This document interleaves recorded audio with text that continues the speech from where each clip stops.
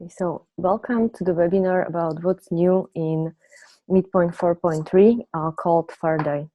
My name is Katarína Bolemant and I'm software developer and development team leader in Evolveum. Today I will lead you briefly through the improvements and features which were done as a part of 4.3 release, and at the end we will look together also on the plan to the future. MidPoint 4.3 Faraday is one of the feature releases. It means that it has short lifetime period lasting merely 1 year. As every release, also Faraday brings different improvements, bug fixes, and new features. In Faraday, you can look forward to trying asynchronous resources, significant task improvements, improved password management user interface, or query language prototype. We will go through them step by step in the following few minutes. In every release, we also try to improve the stability and robustness of the MidPoint. We try to keep the source codes maintainable and easily accessible. Therefore, you can see also a lot of internal improvements such as code cleanup. In 4.3, task went through big changes, which relate mainly to improve visibility for the tasks, such as better progress reporting, improved different statistics, improved error reporting, and error handling. Let's start with progress reporting and statistics. As you can see, also user interface was quite changed, hopefully to the better. The aim was to simplify the operations of the tasks in a way you look at it and see what happened in the system. But back to the progress reporting. It was significantly changed. In previous versions, there might be some inconsistencies while reporting progress. The numbers might have seemed not to reflect reality, for example, in reconciliation tasks when the progress was cumulative for all 3 reconciliation stages, and at the end it might have looked like showing incorrect, misleading numbers. In 4.3, we started to differentiate between progress and statistics. Progress reflects the actual state where the task is in regard of the whole number of objects which have to be processed. For example, there are 1,000 accounts for reconcile and we are in the middle of processing. The example for progress can be seen on the picture in the left upper corner. And then there are statistics telling how many objects were processed during the journey. These statistics about processed objects might show different numbers as the progress because they might contain duplicates. These duplicates might be related to the task suspend or resume, or they might be caused by discovery run during processing the object. Keep in mind, in user interface, the tab Operation Statistics shows processed objects, not the progress. In 4.3, you can see there a pie chart showing proportion for succeeded, failed, and skipped objects. Also, the last object of each success, failure, or skip is shown in separated box right next to the chart. Synchronization statistics, which are relevant for all synchronization tasks, so import task, reconciliation task, live synchronization task, were extended and new concept of transition was introduced. So starting with 4.3, you can see not only situation for shadows before and after synchronization task run, but also what is the actual situation for the shadow as stored in the repository. This brings more accurate number for processed shadows and their resulting situations. Provisioning statistics were also enhanced. Before 4.3, all operations in provisioning were shown together for all resources and all object classes. In 4.3, they are shown for each resource object class combination, as you can see in the picture. It brings more precise numbers of operations performed. And last but not least, improvement regarding task is an error reporting together with error handling. I would say this is a really huge improvement. You might remember that in previous versions, there might be differences between error reported on Operation Statistics tab, Result tab, and Errors tab. It was influenced by the fact that each part reported error differently. Errors in Operation Statistics were counted by the exceptions thrown during processing. Result tab showed the results recorded in Operation Result, and Errors tab were showing objects where the error was actually recorded. However, the error recording wasn't very reliable. For example, in the situation when there was a problem to create shadow and the operation failed very soon, we didn't have an object where to store such an error. Therefore, in 4.3, we decided to change the mechanism and try to create the shadow right in the moment. For example, there might be problems with shadow schema, but when we know the primary identifier, we can create shadow. It will be, let's say, the shadow from the beginning, but we won't lose any information. This should eliminate the majority of the problems. However, there might be corner cases when we won't be able to create such a shadow. In such a case, the error is stored directly to the task, and having the information is crucial as we can use it later for new error handling mechanism. There are actually two options for error handling. One of them is based exactly on the errors stored in objects, and the other is based on triggers. It is fully configurable, and the decision which mechanism to use should be made according to environment. Introducing outbound support for asynchronous resource is another improvement in 4.3.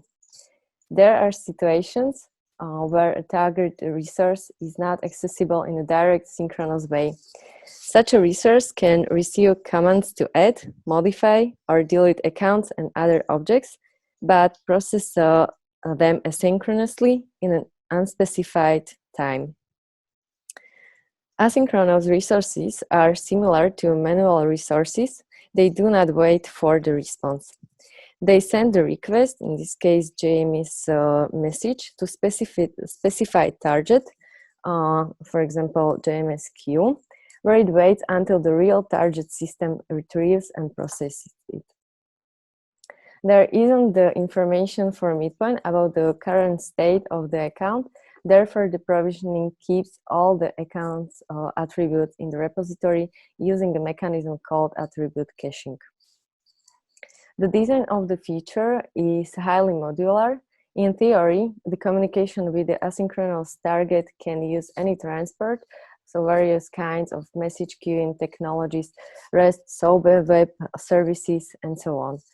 But the current implementation was created and tested only with Apache ActiveMQ Artemis 2 using JMS2 to connect to it. In 4.3, we also did a lot of smaller improvements related to user interface.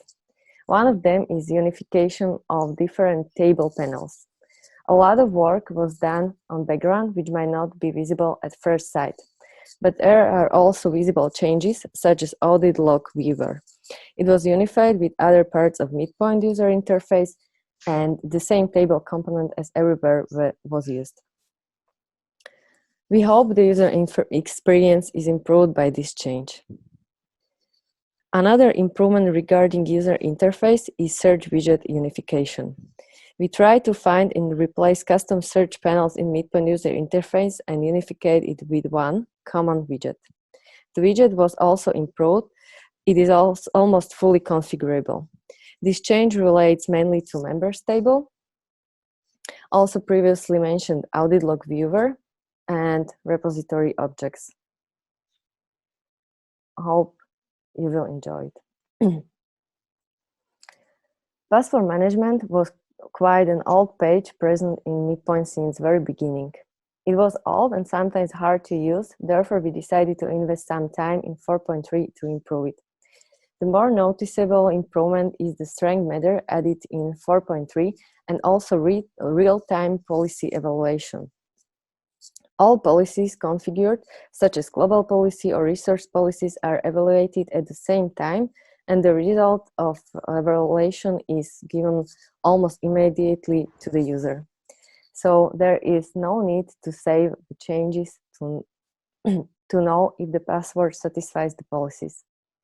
Another improvement regarding password management is related to security questions, which were also moved to the credentials page. And if configured, you can see it as next step panel to the password tab panel. We know that MidPoint might be sometimes quite chatty when speaking about auditing. Therefore, in 4.3, we decided to add support to configure it. One can write a custom script to decide which audit events will be recorded and which not. As an experimental feature, JSON support in DB was introduced. It will be fully supported with new repository implementation we are currently working on. For now, you can start to experiment with it. We expect it brings the improvement in performance, as the measurements showed us that the JSON serialization and parsing is quite faster than XML. It also takes less space in DB than XML, so if you have a large number of objects in MidPoint, JSON will be probably a better choice for you. I should not forget to mention preliminary results from midscale, which is primary focus during 4.3 and 4.4 releases. The most significant of them so far are Schrödinger and human-friendly query language. Schrödinger is a testing framework for MidPoint user interface. It is built on top of Selenide framework. The aim is to bring comfortable, simple-to-use framework also for community, partners, and customers to be able to write their tests for their environments. There is quite nice coverage of basic, most used MidPoint components. In 4.3, we separated Schrödinger from MidPoint, and it has now its own repository on GitHub. There were also changes in and improvements to Schrödinger API, focus on providing fluent API, including common answer methods. Since 4.3, it is also possible to run Schrödinger in two different modes, development and deployment. In development mode, initialized embedded MidPoint is started for each test. In deployment test, you can run tests against running MidPoint. Human-friendly query language is based on the Axiom data modeling language, and it should be a replacement for XML-based query language. We believe that it isn't always very easy to write complex query using XML-based query language, and that the Axiom-based query language will resolve this complexity. In 4.3, Axiom-based query language is marked as experimental, but it is available to use in your configuration or in user interface. But be aware, expressions have not been supported yet. Have not supported. In user interface, third widget can be switched to the Axiom query, and you can enjoy writing your filters. Every release brings some deprecations and removals, and 4.3 is not different. We were long thinking about Jasper reports and its future. In 4.3, we came with native reporting mechanism, which resulted to deprecating Jasper reporting, and finally we decided to remove the support for Jasper reporting in 4.4. Since query languages for objects and audit were unified in 4.2, a new Axiom-based query language was introduced in 4.3, we decided to stop supporting HQL and SQL queries for audit reports and dashboards in 4.4. Support for custom namespace in resource was deprecated in 4.3 and will be also removed in 4.4. Support for production deployments of MidPoint in Microsoft Windows environment is deprecated and planned for removal in 4.4. Microsoft Internet Explorer is no longer supported. Also, support for MySQL and MariaDB were dropped. We also decided to deprecate JMX-based node-to-node communication. So for production deployment, only Linux is supported. Support for Microsoft Windows Service is deprecated and planned for removal in 4.4. You can still use it for demo environments, testing, proof of concepts. But for production, please use Linux. MidPoint runs on Java 11.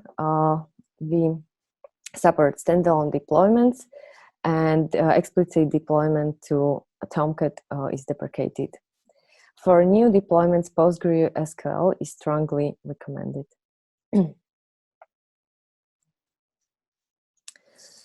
So what about the future? Some time ago, we were thinking about more scalable MidPoint. This led us to the conclusion that it won't be achievable with supporting 5 different databases. Therefore, after a lot of discussions, surveys, and research, we decided to go with native PostgreSQL implementation. We believe that it can bring better performance and much better scalability. We will be able to use database-specific features, which was not possible previously. It is also easier to support and test one database than 5 different in 3 different versions. But of course, we don't plan to drop support for MS SQL, Oracle DB, and all PostgreSQL implementation in 4.4. They will be still supported, so at least you have 3 years for migration. We expect that the first native PostgreSQL scalable repository will be implemented in 4.4. We also plan to prepare migration plan and guide. For those running other supported DB than PostgreSQL database, DB, you don't need to upgrade to PostgreSQL now. It will be probably better to wait for 4.4 as DB schema will be changed, and when you wait, you don't need to migrate twice. Few days after MidPoint 4.3 Faraday was released, the first officially supported version of MidPoint Studio was also released. It is available at JetBrains Marketplace, so you can install and try it. It has a nice selection of interesting features, such as XML tag auto-completion, Groovy syntax highlighting, and Groovy code completion, simple OID generator, or trace file viewer. For the whole feature list, see the release note on Marketplace for MidPoint Studio. And what about the plans for 4.4? 4.4 is the next LTS release, the second one after 4.0. The release is expected in autumn 2021, and it will be supported for 3 years, so until autumn 2024. The primary focus is still on performance and scalability, GUI improvements, and preparation for the LTS.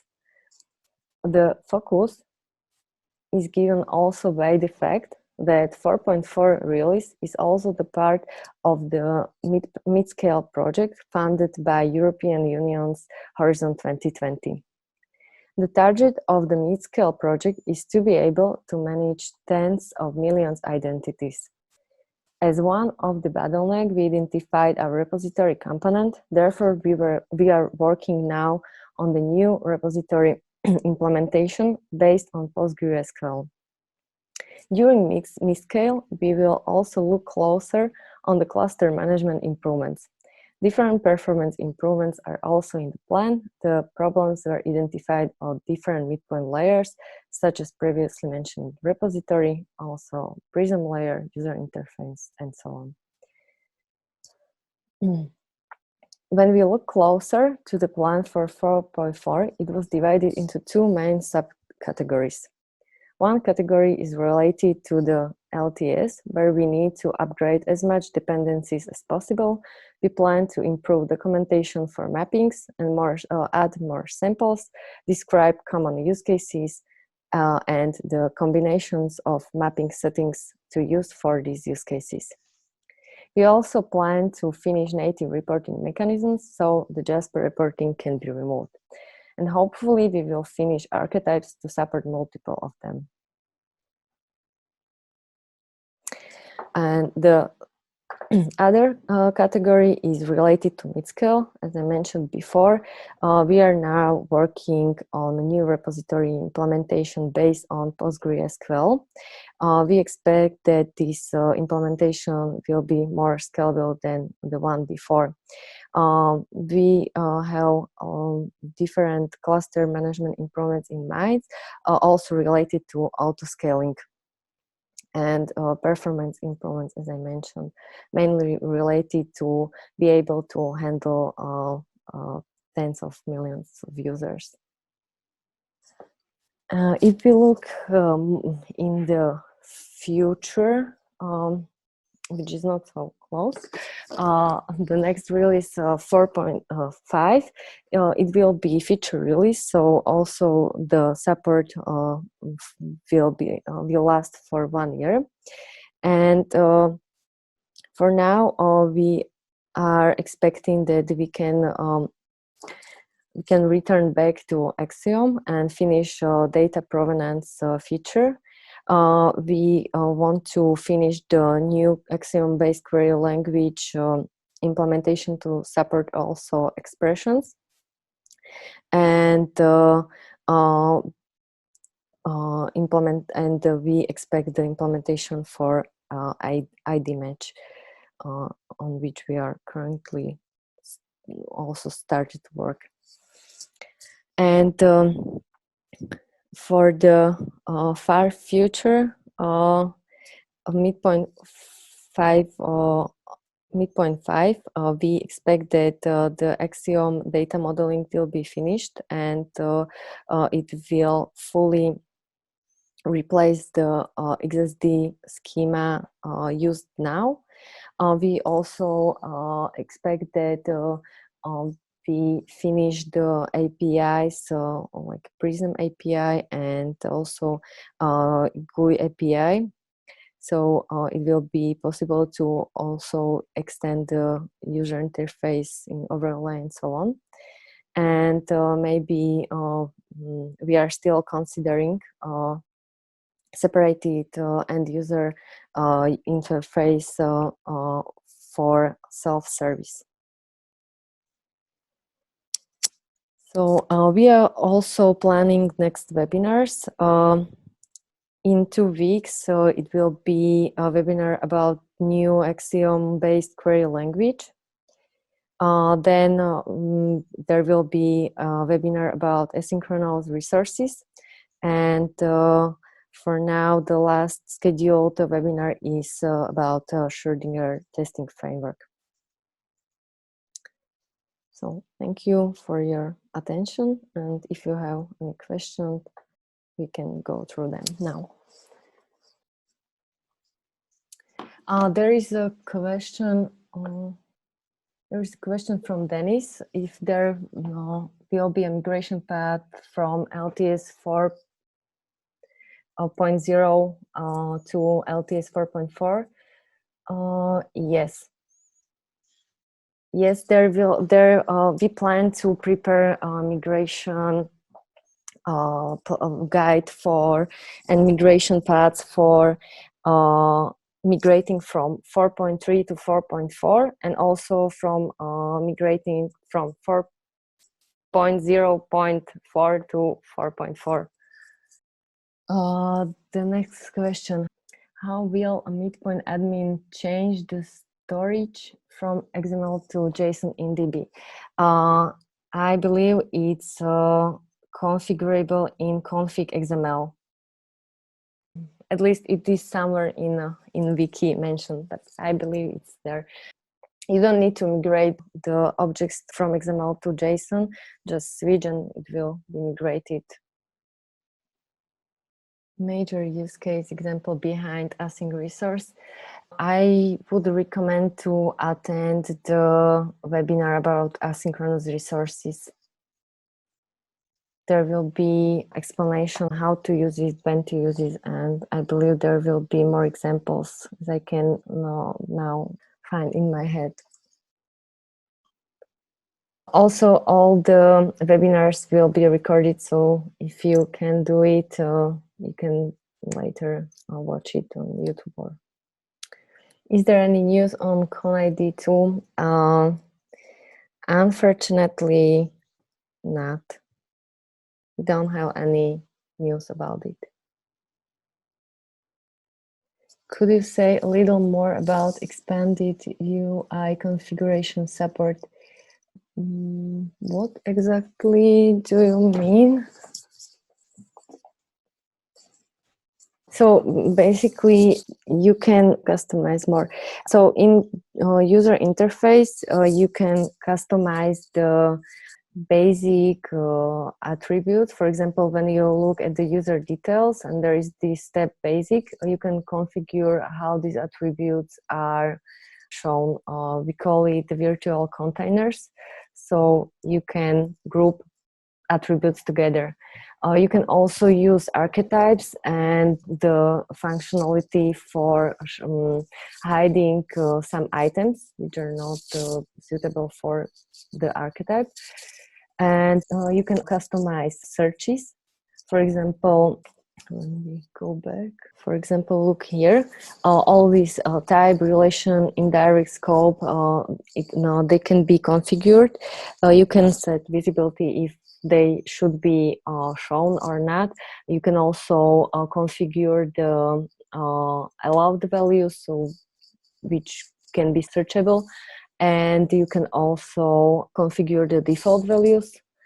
You can configure which search type will be shown by default, if it will be full text or basic or Axiom query language.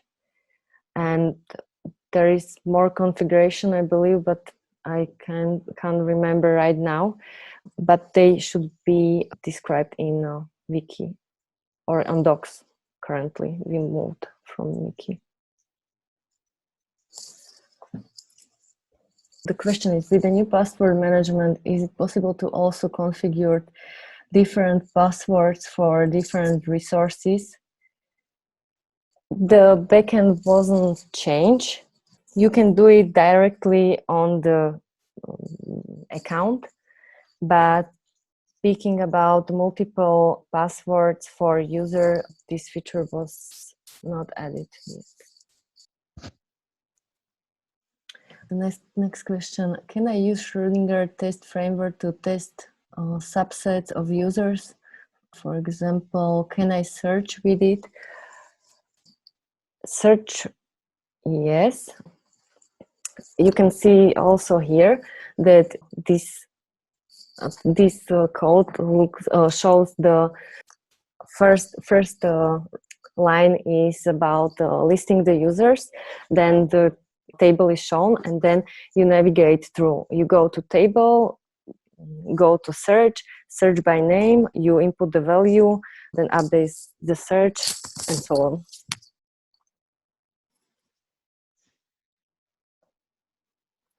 Okay, so if there aren't any more questions, I would like to thank you all for joining our webinar, and I think we can finish.